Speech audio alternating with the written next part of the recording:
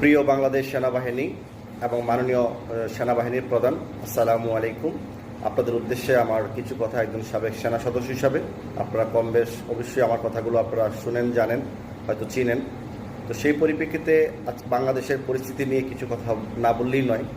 তো বাংলাদেশের সেনাবাহিনীর উদ্দেশ্যে আমার কথা আমরা যতটুকু জানতে পারলাম যে শিক্ষার্থীদের উপরে আপনারাও কতটুকু দোষী এবং কতটুকু ভালো কাজ করেছেন একমাত্র আল্লাহ ছাড়া কেউ জানে না। একমাত্র বিদ্যুৎ ইন্টারনেট যখন চালু হবে পরিপূর্ণভাবে তখনই আমরা দেখতে পাবো। কারণ আমার বাহিনী ছিল সেনাবাহিনী, তাই আমি সেনাবাহিনীর পক্ষ নেই, আর সেনাবাহিনীকে কিছু বলি সেটা অধিকার আমার আছে।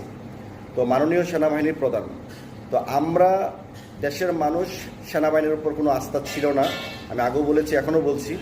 এখনই একটা সুযোগ বাংলাদেশ সেনাবাহিনীকে জনগণের সামনে প্রতিষ্ঠিত করা ও উন্মোচন করা এবং